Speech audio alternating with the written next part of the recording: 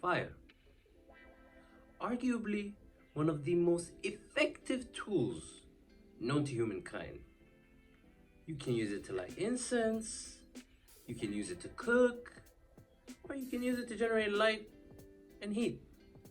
Today, in this video, I want to teach you how you can become as effective as fire, as a human being.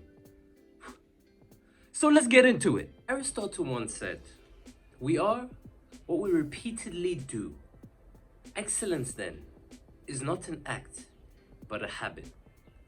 And you see, the thing is, once we have our habits then drive our behaviors, and our behaviors tend to pull us in a certain direction. And there are two ways in which you can improve your life. One is the personality ethic. The personality ethic tends to avoid working on the fundamental concepts that'll help change your character by promising some sort of technique that will cure all your problems. And then on the other hand is the character ethic. The character ethic tends to focus on more fundamental concepts and encourages things like courage and integrity. And my friends, if you truly want to change and improve your life, you have to change from the inside out. Alright, so habit number one, be proactive and take control of your own fate. So you see, one way in which us humans tend to differ from animals is we can assess an external stimuli and then react to it. And by doing this, over time, we can respond in certain specific ways, right? So I'll put in here a little diagram of the circle of concern and the circle of influence, as Stephen Covey, the author, likes to talk about, right? So if you get stuck worrying about the circle of concern, that is what he calls you become a reactive person. And if you focus on that, then your circle of influence, then shrinks. And then if you focus on the circle of influence, then you are what is known as a proactive person. And if you focus on that area, then your circle of influence starts to expand gradually and slowly. And I'll give you the example of Viktor Frankl. So Viktor Frankl was in multiple German concentration camps, right? And when he was in, if any sane person would have allowed that to subdue them mentally, but him, the way in which he framed his mind was, wow, let me get through this and then I can teach people everything that I learned. And I suggest that you adopt this habit, because proactive people, my friends, they create their own weather at the end of the day. Alright, habit number two, begin with the end in mind. So an action happens twice, right? Once mentally and the second physically. So once you have an exact, clear and concrete mental picture in your mind, that leads to better execution. And once you have better execution, you have better results. So two things I would suggest to do. Come up with a mission statement of your life. And two, ask yourself, what do you want to be remembered for? So I'll give you my example. My mission statement: to connect people of different cultures and backgrounds together through a variety of different projects. That honestly helps me get out of bed every morning, right? And second, what do I want to be remembered for? I want to be remembered for the person that touched hearts. So use my examples, come up with your own. Alright, habit number three, put first things first. So you gotta focus on becoming more effective and efficient. And you can do this by first making sure you get the most important and difficult things that you need to do in the day first, and then leave everything else for after that, and you can do that later. And I want to give you the example of decision fatigue. Decision fatigue says you only have a certain amount of good decisions that you can make in a day, and you want to use those good decisions on your most important and difficult tasks. And I'll put in here a little quadrant that Stephen Covey, the author, likes to talk about, and I'll put it there. And focus on number two. Quadrant number two, that will have the most positive impact on your lives. Habit. Quattro. Think win-win. So a large majority of people out there are stuck in this paradigm of win-lose. And you gotta understand that there's enough pie out there for everyone.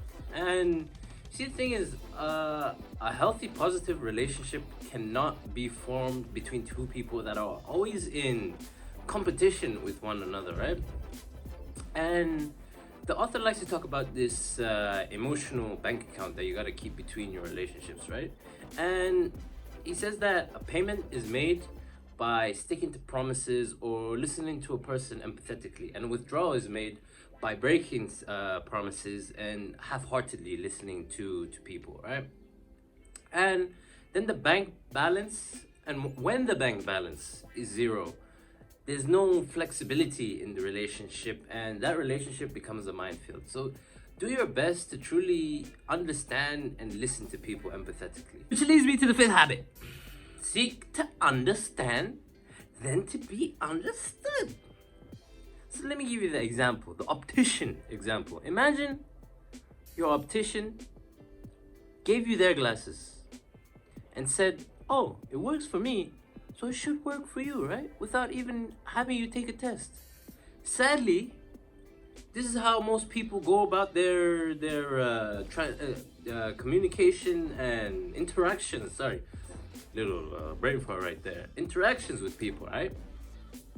And you gotta make sure, going back to empathetic listening, do your best to listen empathetically to a person so that you can understand their point of view and their frame of reference, so you can understand them even more on an intellectual and emotional level. And also keep in mind that this verbal language is only 10% of human communication. So, habit number 6, synergize by treating others with openness and respect. So synergy, what exactly is synergy? Synergy means a situation in which the total things of which people do adds up more than the individual contributions of the people, right? So for example, 1 + 1 = 3, and let me know in the comment section down below if that made sense, because I don't know, I'm still kind of new to this YouTube thing, okay? So when in synergy, people tend to listen to one another. People tend to put themselves in others' shoes, and last, they use what someone has done as like a springboard or a trampoline to go on and do something great. And keep in mind, to be able to do this, look at your interactions with people as an adventure. This will truly help with this. And last, but definitely not least, habit number 7. Sharpen the saw if you want to keep sawing. So, the way our society works, we're always taught to go, and keep grinding, never to stop, relax, rest, and recuperate. And you gotta make sure to consciously do that, because if you're going at such a rate and you crash and hit a wall, then you're much more susceptible to drop the habits that you picked up, right? The productive habits that you picked up. And there are 4 dimensions in which you need to make sure you take care of yourself, right? So one is the physical aspect. Make sure you exercise regularly and eat well, and eat a healthy and balanced diet. And then, sorry about them dogs, they're mad annoying. But yeah, let's get back. 2, spiritual, do what you gotta do to keep your spiritual house in check, whether it be, prayer or meditation. And then what was the other one? Yeah, social and emotional. We're social beings at the end of the day, and we need human interactions, right?